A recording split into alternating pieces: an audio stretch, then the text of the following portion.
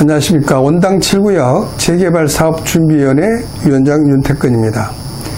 지난 2023년 8월 9일 오후 2시 덕양구청 대회의실에서 진행했던 GH 2차 주민설명회에 관련된 진행사항에 대해서 한 가지씩 사실관계에 입각하여 체크해보고 여러분께 설명드리고자 이 시간을 갖게 되었습니다.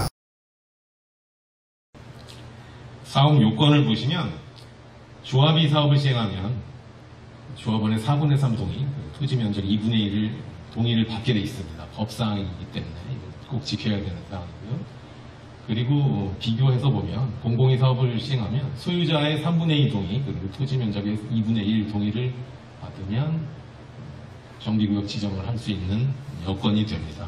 그래서 결국엔 동의율이 좀 공공재개발을 하면 조합 방식보다는 좀 낮기 때문에 빠른 동의율 확보로 사업기간이 단축이 가능하다. 사업기간이 단축되면 그만큼 여러가지 이자라든지 은행 이자라든지 이런 부분을 감소시킬 수 있는 역할이 되기 때문에 공공이 사업을 시행하면 민간사업보다 주민 여러분들에게 훨씬 더 수익을 돌려드리는 구조로서 사업을 시행하게 된다라는 말씀을 드립니다. 진행 순서상 제일 먼저 언급되었던 민간 재개발과 GH 공공 재개발 사업에 관련된 비교된 내용 중에서 우선적으로 조합과 공공이 시행했을 때 구역 지정 동의율에 대한 내용에 대한 사항을 체크해 보겠습니다.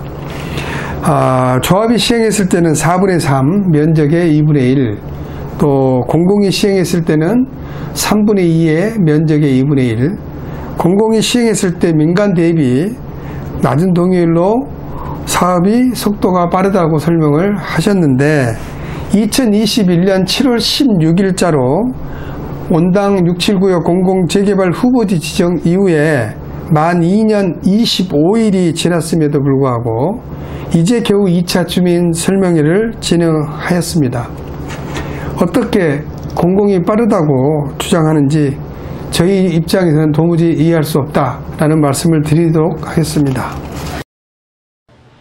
방금 말씀드린 것처럼 민간으로 사업을 하면 대출 이자가 높습니다. 민간 시공자가 본인의 자본을 갖고 사업을 하지 않습니다. 대부분의 시공자는 결국엔 은행에서 돈을 차입을 해서 쓰는데 이자가 얼추 한 19% 정도 됩니다. GH가 공공재개발을 하게 되면 이자를 저렴하게 저희는 받을 수가 있습니다. 공기업이기 때문에 저희는 약 한 3.5% 지금 이자를 사용을 합니다. 은행권에서. 저희 이제 어떤 공기업에 대한 신용을 공유하는 거죠. 주민 여러분들과 함께 그런 측면에서의 대출 이자도 아주 저렴하게 사용을 할 수 있다는 말씀을 드립니다. 다음은 대출 이자 관련된 설명에 대한 내용을 체크해 보도록 하겠습니다. 민간에서 시행하게 되면 시공사인 시행사가 은행에서 PF 자금을 투입되기 때문에 금리가 19%로 고금리이고 GH가 시행했을 경우에는 공기업이기 때문에 3.5%의 저금리로 사업 시행을 할 수 있기 때문에 그만큼 토지 등 소유주, 즉 조합원들한테 혜택이 돌아간다 라는 취지로 설명을 주셨습니다. 도무지 그 19%는 어디서 나온 근거를 두고 말씀하시는 건지 최근 2023년 4월 9일자 언론 보도에 보면 둔촌주공 재개발 사업 아파트의 대출이자 2017년도 첫 2주기 대출이 4% 중반으로 시작을 했고요. 부동산 경기 침체 등 금리 인상으로 인한 2023년 4월에 6개 시중은행에서 통보된 금리는 약 6.88% 정도로 확인이 되었습니다. 물론 금리도 중요하겠지만 브랜드 파워라든지 GH에서 가져가는 800억의 수수료를 이용하여 품질을 올려서 명품 단지를 조성한다면 일반 분양가도 훨씬 더 높게 책정할 수 있고 또 얼마든지 손실분에 대한 것도 충분히 커버하고도 남는 것은 분명합니다. 또한 미래 가치까지 따진다면 선택의 여지가 없다라는 말씀을 드리겠습니다. 주민 여러분들이 사실 제일 궁금해하시는 것들 중에 하나가 시공자의 선정입니다. 시공자의 선정. 시공자는 저희가 선정하지 않습니다. 주민 여러분들이 투표해서 결정하십니다. 간단합니다. 저희가 임의로 공사 내부에서 시공자를 선정한다든지 그런 거 아닙니다. 그래서 아마 여기는 사업의 규모를 볼 때 규모가 대규모이기 때문에 물질 시공자가 입찰에 참여할 겁니다. 그게 지금 빅5라고 저희 얘기하는 삼성, 현대, 이런 GS 이런 메이저 시공자가 분명히 사업에 참여할 것으로 생각합니다. 다음입니다. 다음은 시공자 선정과 관련된 설명에 대해서 확인해 보도록 하겠습니다. 주민이 결정한다. 그건 당연한 겁니다. 지금 GH에서 설명한 내용들을 보면 사업의 규모를 볼 때 대규모이기 때문에 빅5, 삼성, 현대, GS 등 메이저급들이 참여할 것이라 생각한다라고 말씀을 하셨습니다. 그거는 생각뿐일 것입니다. 현실은 어떠냐? 2023년 8월 7일자 조선비즈에서 보도한 내용에 보면 대형건설사는 외면하는 공공발주공사, 즉 단가가 낮고 갑질도 횡행하기 때문에 참여하지 않는다는 그런 언론 보도가 있었습니다. 특화, 대안설계를 제시하고 상품 서비스를 제한해야 하는 최근 민간 아파트 시장의 특성을 감안해 본다면 공공은 국민주거 안정이 목표인 공공아파트의 경우 설계 도면대로 짓기만 하면 되는 것입니다. 이거는 애초에 결이 다를 수밖에 없기 때문입니다. 2021년도 기준으로 공공발주 평균 공사비는 3.3제곱미터당 580만원, 서울시 23개 정비구역 평균 공사비는 670만원이었습니다. 상당히 높은 대비를 보여주고 있는 수준입니다. 대형 건설사들은 브랜드별로 최소한의 상품 설계의 기준이 있습니다. 그런데 GH의 브랜드 자연의 여러분의 생각은 어떠십니까? 인센티브인데요. 과연 GH가 사업을 하면 얼마나 인센티브가 있느냐. 민간보다 분명히 인센티브가 있다고 말은 했는데 얼마나 있느냐에 대한 얘기입니다. 용도지역 상향과 법적 상한 용적률이 있습니다. 용적률의 120%까지 건축이 가능합니다. 공공이 사업이 시행할 경우에만 가능합니다. 예를 들어서 지금 원당 육지구역은 현재 1종, 2종 일반 주거지역이 혼재되어 있는데요. 저희가 사업을 공공이 하게 되면 3종 준주거로서 3종과 준주거로서 사업을 계획은 하고 있는데 여기에 플러스 1.2배까지 용적률을 확보할 수 있다는 얘기입니다. 우측에 있는 그림을 보면 간단합니다. 민간이 하면은 예를 들어서 건물로 하나를 치면 이 정도의 높이로 가능한데 저희는 120%, 1.2배의 높이로서도 용적률로 가능하다. 이 용적률이 높아진다는 뜻은 일반 분양분을 많이 확보할 수 있다는 얘기거든요. 일반 분양분을 많이 확보를 해서 지금 여러분들 토지 등 소유자, 주민 여러분들이 나눠 갖는 구조이기 때문에 이 120%는 상당히 중요합니다. 인센티브에 있어서 상당히 중요한 요소입니다. 그래서 별도의 설명을 한번 더 드렸습니다. 인센티브에 대한 내용 설명에 대해서 확인을 해보도록 하겠습니다. 용도 상한, 용적률 120% 상당히 중요한 포인트입니다. 공공이 시행할 경우에만 가능하다라고 설명을 주셨는데 2022년 8월 16일 국토교통부에서 발표한 국민주거 안정실현 방안이라 내용 중에 공공에 제공되는 인센티브를 민간에도 제공할 수 있도록 방안을 검토하고 실현하겠다라고 발표를 하였습니다. 더욱이 민선 8기 고양시의 추진 8대 과제 중에 하나인 온당 재창조 프로젝트에 보면 온당역 역세권 고밀 복합개발로 추진을 하겠다라고 공약을 하였고 지금도 진행 중에 있습니다. 그 부분과 관련하여 저희 준비위원회에서도 지금 각종 자료와 법률적 검토를 통해서 제안을 하기 위한 준비 작업에 착수했다는 것을 이 자리를 빌어서 말씀을 드리겠습니다. 또 하나는 GH에서 공공이 시행할 경우에 120%의 용적률, 즉 용도 상한을 받을 수 있다고 말씀 주셨는데, GH가 갖고 있는 브랜드 파워와 우리가 시행했을 때 얻을 수 있는 빅5의 브랜드 파워하고는 엄청난 차이를 볼 수 있다.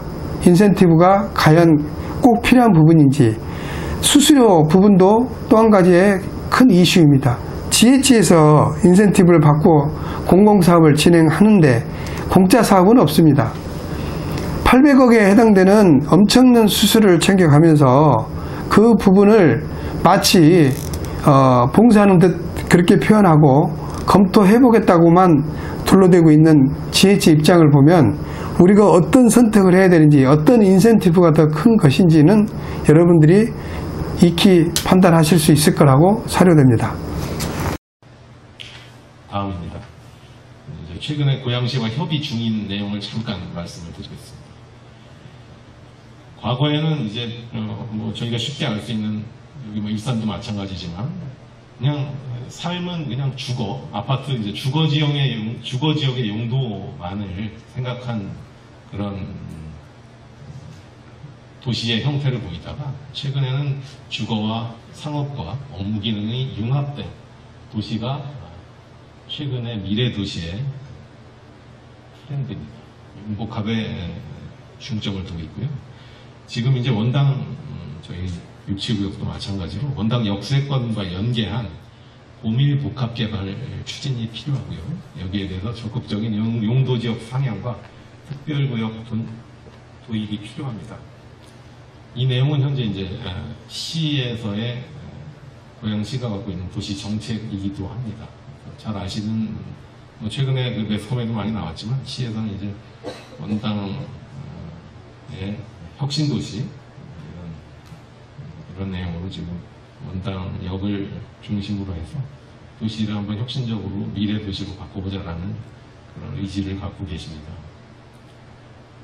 지금 그래서 이제 여기에 기반해서 시와 저희가 협의를 하고 있습니다. 왜 시와 협의를 하냐면 시장이 인가권자입니다. 정비구역 모든 재개발 재건축 사업을 함에 있어서 시장이 인가권자입니다. 그렇기 때문에 시의 도시에 대한 행정과 관리 이런 부분을 시와 협의하지 않고서는 사업이 불가능합니다.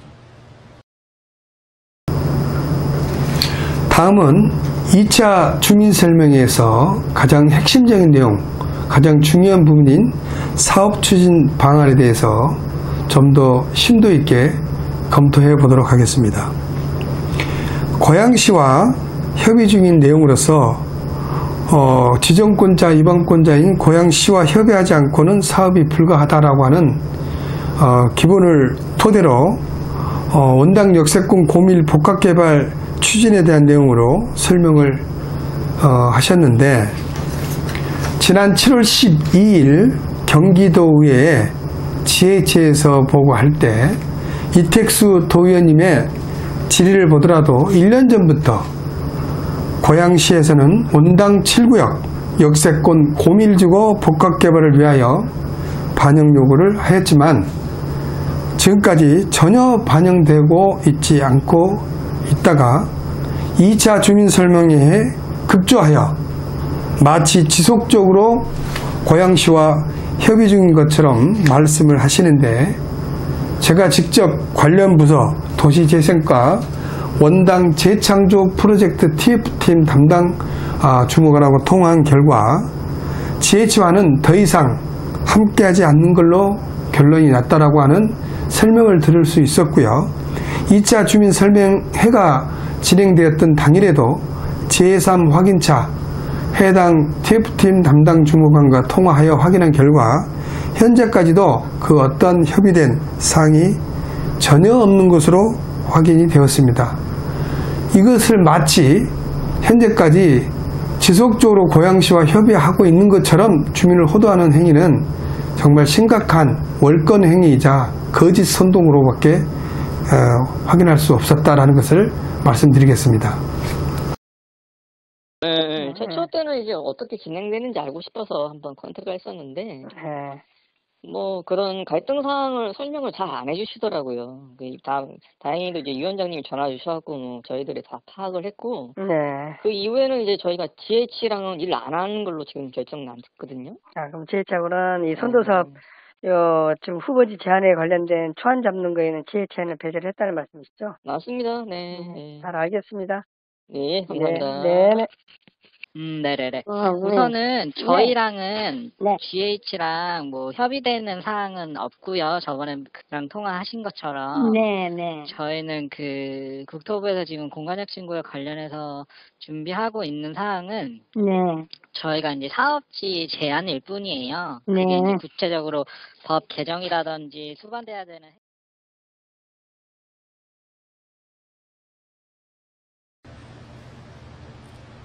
다음입니다. 토지 이용 계획인데요. 저희가 방금 말씀드린 경기도 의회에 보고한 내용, 이 왼쪽 그림이 되겠습니다. 이게 왼쪽 그림이고요. 이 우측이 현재 고양시와 협의하고 있는 안입니다. 아까 사회자도 잠깐 말씀을 드렸지만 계획 내용은 충분히 중간중간 변경이 됩니다. 발전을 시키고 또 협의를 진행하다 보면 내용은 충분히 바뀔 수 있다는 점을 전제로 보시면 되겠습니다. 다른 점이 있는데요. 이걸 말씀드릴게요. 현재 이제 저희가 경기도에 보고할 당시는 2종 일반 주거지역으로서 계획을 했고요. 여기 보시면 분홍색으로 표시된 지역이 준주거지역입니다. 노란색은 2종 일반 주거지역, 준주거지역. 이렇게 지역을 혼용을 해서 계획을 했었는데 최근에 이제 시와 협의하는 내용으로서는 시에서는 이 역세권을 한번 좀 분당 역세권을 활성화시켜보자 이런 취지로서 3종 일반 지역으로서 2종 일반보다는 용적률이 더 높습니다. 용적률도 상향시켜주겠다. 그리고 준주거 지역도 지금 보시면 분홍색으로 표시된 부분이 비교가 되죠. 요 지금 준주거 지역으로 계획된 경기도에 저희가 보고했던 내용보다도 준주거 지역을 좀 넓혀주겠다. 그래서 준주거 지역을 원당역과 연계해서 복합시켜서 고밀화시켜주겠다라는 시의 시와 이제 시의 의지를 저희가 같이 지금 계획을 같이 이 내용을 협의해서 진행하고 있는 상황입니다. 그런 상황이고요. 그 다음 여기에 이제 방금 보신 건 이제 토지를 그렇게 이용하겠다라는 내용이고요. 그다음에 건축 계획입니다. 똑같이 좌측은 저희 경기도 의회 보고한 내용, 우측이 고양시와 협의 중인 내용입니다. 좀 그림이 보시기에 좀 멀어서 잘 안 보이실 것 같은데 간단하게 중요한 부분을 말씀을 드리면 공동주택 및 부대 복리시설 상가가 있는데요. 이 부분을 공동주택과 부대복리시설 플러스 지식산업센터를 여기에 한번 유치해서 원당역을 한번 역세권 중에서도 가장 성공한 활성화된 역세권으로 한번 개발을 시켜보겠다는 게 시의 취지입니다. 지식산업센터가 만약에 들어서면 저희가 생각하는 최근 미래도시의 그런 방식 그리고 지향하는 최근에 도시들이 지향하는 그런 지식산업센터를 유치를 하게 되고요. 지식산업센터가 유치되면 이 지식산업센터에 대한 프리미엄 이 6, 7구역 주민들이 누리실 수 있습니다. 물론 여기는 준주거로서 과거에 저희가 좌측에 계획을 했던 38층보다도 더 높이 용적률을 높여서 약 45층까지도 건립이 가능하다라는 게 현재까지 이제 시와 협의된 상황입니다. 그래서 이 사업을 진행을 하게 되면 공동주택은 4,000세대 이상 확보가 가능하다라는 말씀을 드립니다. 다음입니다. 다음은 토지 이용 계획에 관한 사항으로 고양시와 협의하고 있는데 용적률도 고양시에서 상향해 주겠다. 지식산업센터를 유치하고 45층까지 주상복합을 넣겠다고 마치 지속적으로 고양시와 협의한 듯 설명하여 주민을 혼란을 가중시키는 설명에 개탄을 금치 못하겠습니다. 주민 설명회 당일 고양시 679역 실무 담당 공무원과 통화한 결과 정식 공문으로 접수된 GH와 협의가 아니라 계획안을 가지고 구두로 제안 설명에 불과한 것이지 지구지정도 되어 있지 않은 상황에서 확정된 것이 아무것도 없다라는 사실을 확인하였습니다.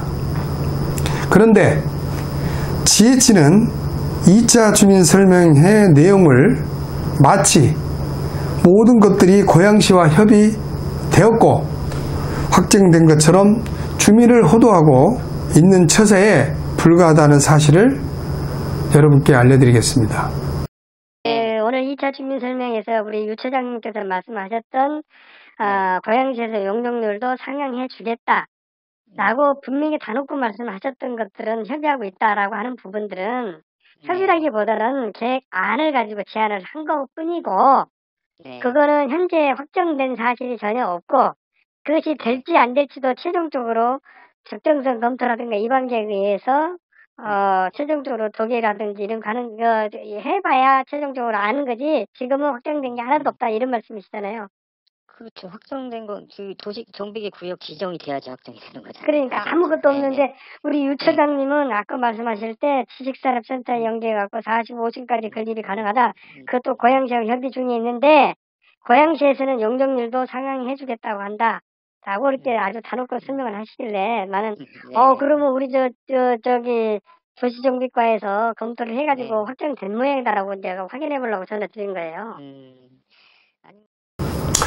다음은 질의응답 내용 중에서 중요한 몇 가지만 확인하도록 하겠습니다. 7구역 주민께서 질의한 내용 중에 감리 선정과 관련된 내용으로 민간처럼 고양시장이 선정 가능한지에 대한 질의에 대해서 GH에서의 답변은 관련 법령에 의하여 자체 선정한다라고 하셨습니다. 2023년 8월 6일자 이데일리에서 보도한 자료를 보면 부실시공 아파트 즉 LH 15곳 모두 전 현직자가 감리를 하였거나 시공만 경험해서 감리 전문성이 전문 등의 문제점을 지적하였습니다. 그리하여 자체 감리 모두 외주화해야 한다는 지적입니다. 이런 내용을 보더라도 우리 현장에는 반드시 민영에서 우수한 인력을 확보하고 객관적이고 투명성 있게 감리 업무를 수행할 수 있도록 외주화해야 되는 것은 분명한 사실입니다. 다음은 679역 통합개발 시 동호수 추천 방식과 관련된 질의에 대해서 하신 답변, 즉 도정법상 권리가액이 높게 나온 순서대로 우선권을 준다.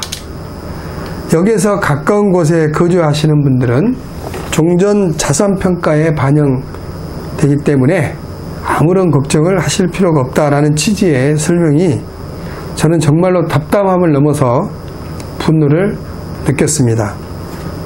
지난 7월 12일 GH에서 경기도의회 도정보고시 GH 사장님께서 이 부분에 대하여 검토하고 주민대표회의와 협의하겠다라는 사탕발림으로 설명을 하셨는데 결국은 똑같은 언론적인 답변이었습니다. 그런 차원에서 저희 준비위원회에서는 지속적으로 공공을 반대하고 679역을 분리해야 된다라고 주장했던 이유가 바로 이런 데 있는 것입니다.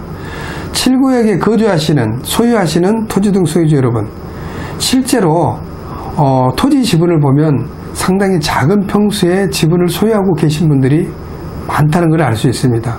아무리 종전자산평가를 높게 책정이 되어 반영된다 하더라도 넓게 갖고 계신 6구역의 토지 등 소유주에 비해서 작은 평수를 소유하고 있는 우리 7구역 주민들은 상대적으로 6구역으로 배정받을 확률이 높습니다. 왜 우리가 이러한 선택과 결정을 해야 되겠습니까? 왜 공공을 반대하고 우리 민간으로 역세권 개발을 통해서 우리의 권리를 찾아야 되는지 분명해진 사실이라고 확인할 수 있었습니다. 다음은 마지막으로 공공재개발 후보지 공모자가 질의한 2차 주민설명회 개최 시기와 관련하여 홍보 부족 등에 대한 지적과 관련된 내용으로서 얼마나 미흡하고 부족했는지 설명드리도록 하겠습니다. 최종 설명회 일정 통보가 GH로부터 지난 8월 2일 오후에 유선으로 연락이 와서 그동안 당신들이 필요한 절차 안내문들은 꼬박꼬박 잘도 보내더니 정작 개인 재산을 가지고 사업 시행을 하겠다는 공기업이 소유주의 알 권리를 무시한 채 진행을 하는지 이해할 수 없는 처사라고 강력히 항의를 하였습니다. 그리하여 저희가 8월 3일 경기도 출자기관인 GH 지방공기업에 대해서 관리감독을 담당하고 있는 경기도청에 해당 부서 담당 팀장하고 직접 통화를 하여 이 부분에 대한 문제점을 강력하게 항의하였고 그 결과 8월 4일자로 GH에서 고양시에 협조공문을 보내게 되었습니다. 성사동사무소에 의뢰하여 통반장들에게 안내를 할 수 있도록 협조를 구한다는 협조공문이었습니다. 이 모든 일련의 행위들이 그야말로 급조하고 또 안하무인격으로 본인들의 생각들만 가지고 일방통행식으로 진행하는 것에 대해서 분노를 금치 못할 수 있다고 생각합니다. 그 중에 가장 큰 두 가지 문제점을 지적하도록 하겠습니다.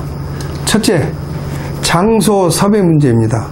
물론 저희 준비위원회는 참석하지 않는다라고 하는 원칙을 세웠지만 그래도 토지 등 소유들께서는 참석하고 안 하고의 문제는 본인이 판단하고 결정해야 될 문제이기 때문에 원당에서 진행했어야 되는 게 맞습니다.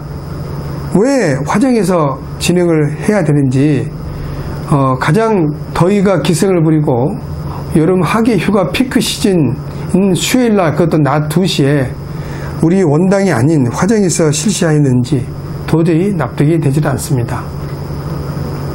이것은 바로 GH가 얼마나 급조하고 주민 편의를 도모하는 것이 아니라 자기들의 스케줄, 절차만 진행을 밟고 가면 된다는 그야말로 주민을 무시하는 처사이다라고 하는 반증이기도 합니다.